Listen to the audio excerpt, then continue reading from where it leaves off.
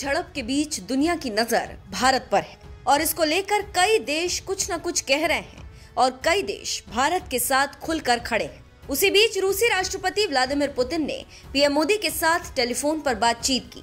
दोनों नेताओं के बीच ये बातचीत ऐसे समय में हुई जब भारत और चीन के संबंध बेहद तनावपूर्ण हैं। जानकारी आपको होगी कि हाल ही में चीन के सैनिकों ने अरुणाचल प्रदेश के तवांग में घुसपैठ की, जिसके बाद उनकी भारतीय सेना के साथ झड़प हो गई और भारतीय सेना ने चीनी सैनिकों को खदेड़ दिया।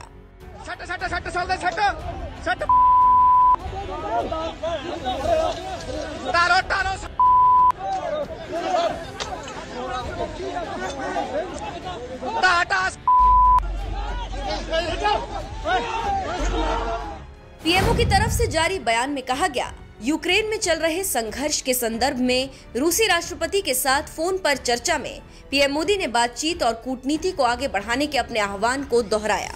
पीएमओ ने कहा, समरकंद में एससीओ शिखर सम्मेलन के मौके पर अपनी बैठक के बाद दोनों नेताओं ने ऊर्जा सहयोग, व्यापार और निवेश, रक्षा और सुरक्षा सहयोग और अन्य प्रमुख क्षेत्रों सहित द्विपक्षीय संबंधों के कई पहलुओं की समीक्षा की। पीएम मोदी ने राष्ट्रपति पुतिन को G20 की भारत की मौजूदा अध्यक्षता के बारे में जानकारी दी और इसकी प्रमुख प्राथमिकताओं पर प्रकाश डाला। उन्होंने शंघाई सहयोग संगठन की भारत की अध्यक्षता के दौरान दोनों देशों के एक साथ काम करने की भी उम्मीद की। वे एक दूसरे के नियमित संपर्क में रहने पर सहमत हुए। आपको जानकारी होगी कि 14 दिसंबर को लोकसभा एवं राज्यसभा में रक्षा मंत्री ने बयान दिया और बयान में कहा कि चीन के सैनिकों ने 9 दिसंबर को तवांग सेक्टर में यांगसे क्षेत्र में यथास्थिति बदलने का एक तरफा प्रयास किया, जिसका भारत के जवानों ने दृढ़ता से जवाब दिया और उन्हें लौटने के लिए मजबूर किया।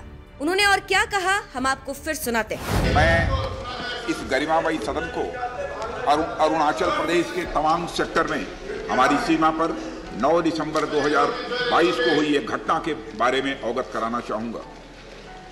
उपसभापति महोदय, 9 दिसंबर 2022 को चाइनीज पीएलए ट्रुप्स ने तवांग सेक्टर के यांगसे एरिया में लाइन ऑफ एक्चुअल कंट्रोल पर अतिक्रमण कर स्टेटस को एक तरफा बदलने का प्रयास किया।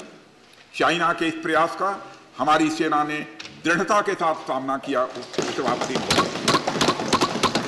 और सदन को यह भी बताना चाहूंगा, इस फेस ऑफ में हाथापाई भी हुई और भारतीय सेना ने बहादुरी से पीएलए को हमारी टेरिटरी में अतिक्रमण करने से रोका और उन्हें उनकी पोस्ट पर वापस जाने के लिए मजबूर कर दिया।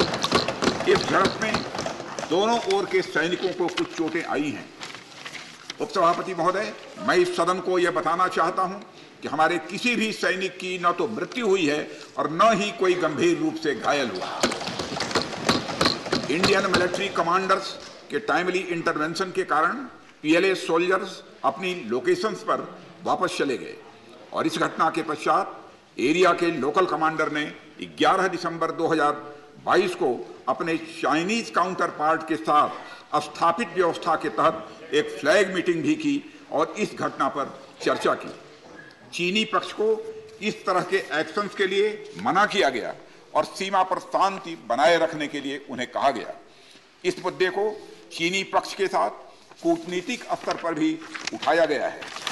उपसभापति महोदय, मैं इस सदन को आश्वस्त करना चाहता हूं कि हमारी सेनाएं हमारी भौमिक अखंडता को सुरक्षित रखने के लिए पूरी तरह से प्रतिबद्ध हैं और इसके खिलाफ किसी भी प्रयास को रोकने के लिए सदैव तत्पर है। मुझे विश्वास है कि यह सदन हमारी सेनाओं की वीरता और साहस को एक स्वर से समर्थन देगा और अध्यक्ष महोदय, मैं आश्वस्त हूं कि यह संसद बिना किसी संशय के भारत की सेना की क्षमता, शौर्य, पराक्रम और प्रतिबद्धता का भी अभिनंदन करेगी। धन्यवाद।